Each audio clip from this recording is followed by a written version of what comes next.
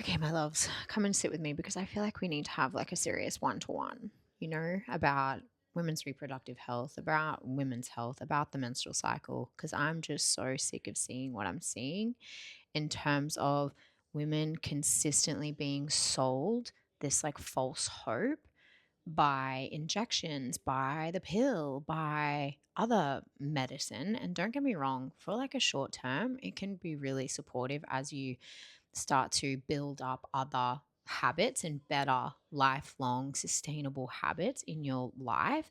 And this is coming from a girly who nearly took her life twice to PMDD. Like, that shit is no fucking joke. And I think it needs to be taken seriously. And I feel like there are moments where medication is necessary to kind of just like get you over the hump, right? So that you can dive deeper into understanding this. What I mean by that is PMDD is a cyclical condition, right? You cannot understand a cyclical condition without first understanding your menstrual cycle. And I will harp on about this, like talk about hills to die on. That's one for me. I die on many, but I'm just saying when it comes to PMDD, that is the thing. Because my heart breaks when it's like, why is that the first point of call when there's like so many other things that we could be doing for our lifestyle? And really, what I have learned in my own PMDD experience is like when it's intense, when I have suicidal ideation, when I'm anxious, when I'm feeling depressed, that is an invitation for me to go layers deeper within, right? That's also showing me what is no longer in service to me, whether that be a job, a partnership, a relationship, a friendship, no matter what. Like, there are things that we do in our life that are far from being in service to ourselves. People pleasing tendencies, mother wounds, father wounds, like all of this shit, trauma, sexual trauma, all of this lives and is stored inside of the body, and it contributes massively to our PMDD experiences. 83% of women who experience PMDD also have experienced childhood trauma. There's a crossover between ADHD and autism as well. That number is also statistically really, really high. I think it's 53% of women with ADHD. Hello, me. And I think it's something crazy like 93%. It's like high. It's a high amount and percentage of women with autism that experience PMDD. Then you have CPTSD and all of these other things. Now, at what point is it like we need the label to understand the condition, but like at what point are we going to attach that and sew that into our identity, which is something that I have always refused to do. I refuse to be told I have a disorder. I refuse to believe that I am the fucking problem and that my body is a problem to be fixed, because it is not. And I know that now based off cyclical education and awareness, based off understanding and listening to my body, based off moving through the somatic and shamanic healing of the menstrual cycle, and understanding my emotional body, understanding my energetic body, and understanding my physical body and how they all are interconnected. I can't stand how modern medicine treats things as if like that's the sole problem. They treat things in isolation. But here's the thing, my love, nothing fucking happens in isolation. Absolutely nothing. Your 4 phases don't even occur in isolation. Every single phase impacts the next phase. What you did 3 cycles ago is probably going to show up this luteal phase. So there comes a point in time where we have to take responsibility for our own healing, where we have to be, I guess, self inquisitive and introspective and really sit with like, what the fuck is underneath this surface level experience that I'm having? And there's an interesting thing, and I know that I used to do this, but like when you are conditioned to dysfunction, to chaos, to a certain type of way of being, and yes, it hurts, like you want out of that, but also you become addicted to that because that's all that you know. So the body is like expecting to have these same reactions every single cycle, every single day. The body is like, hey, so we need that hit of fuckery. Like, where is it?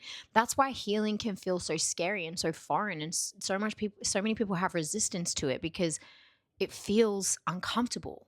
But the thing is, you have to find the comfort. I just spat on my mic. You have to find the comfort in discomfort, right? That's part of it.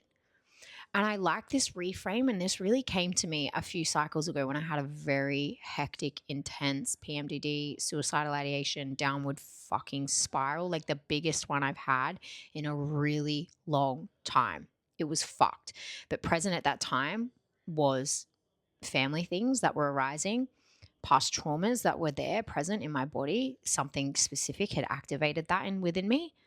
And I had this revelation of like, okay, fuck. What if the suicidal ideation isn't asking me to die? Like for me to feel, I mean, eventually one day I will, but like it's not at the hands of myself. Do you know what I'm saying?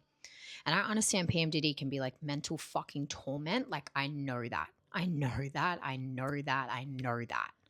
Right? I feel it. I've lived it. I understand that. But I had this revelation of like, okay, potentially, what is asking to die? Because it ain't me. So, what within my life, what within my control is asking to be let go of, is asking to shed and decay? Because that is the real thing that luteal provides, is this truth telling aspect of like, okay, maybe it's not consciously what we're thinking is real, but it's like your dreams. It's like, what are your dreams trying to tell you? Just because you get bitten by a snake in your dream doesn't mean it's going to come into actualization. Do you know what I'm saying? So it's like, how can we look at what luteal is bringing up for us when we're so connected to that part of ourselves, that dark part of ourselves that we fear? That's the invitation. Like, how can you lean into that? Because once you lean into that, you're going to fear it less, and it's going to have less power of you. So instead of saying, I want to die, it's like, what within me needs to die?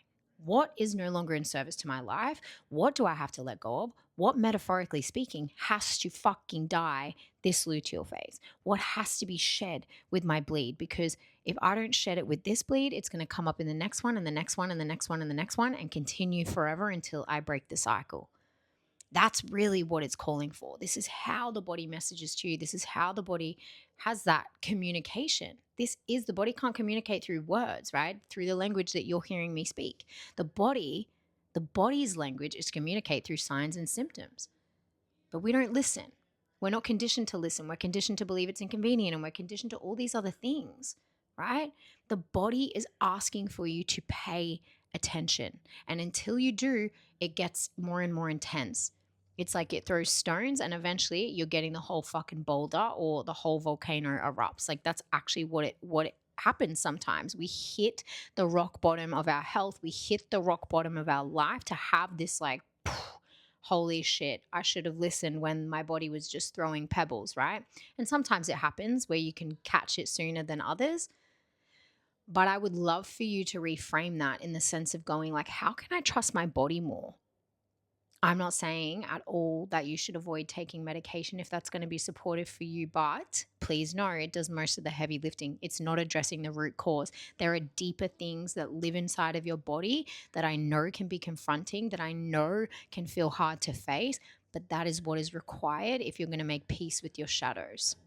And in my personal experience and opinion, PMDD is very much the shadow aspects of yourself, which has been formed from your lived experiences, whether the traumatic or whether unmet needs, whatever it is for you. And yes, it's your brain's reaction to your fluctuating hormones. Yes, biologically speaking, but there is so much more that drives that. It's not just the physical body, it is the emotional and energetic body as well. And the more we can connect those dots and see how deeply intertwined they are, the less we're going to be reaching for external things. And over time, it just becomes a lifestyle and how you support yourself, how you tend to the four phases of your cycle, how you become more introspective and really strengthen that muscle of your intuition. Because then that builds self-trust, that builds self-accountability, that builds healthier habits. That means that you're taking your supplements every single day. That means you're moving your body in whatever way feels good every single day. That means you're doing things that fucking light you up instead of things that are sucking your living soul. And this is the part that for years I couldn't scratch the surface of. Talk therapy wasn't enough. Taking the pill and putting an IUD and causing more fucking problems for myself was not enough. I had to address the wounds. I had to address the pain that I had lived through. I couldn't continue to avoid it because it was slowly fucking killing me, and I ended up living with chronic pain, chronic fatigue, chronic everything, until I turned to face the fucking shadows and I did what the fuck I needed to do to heal. It just has to suck enough. It has to fucking suck enough for you to want to make change. So does it suck enough yet?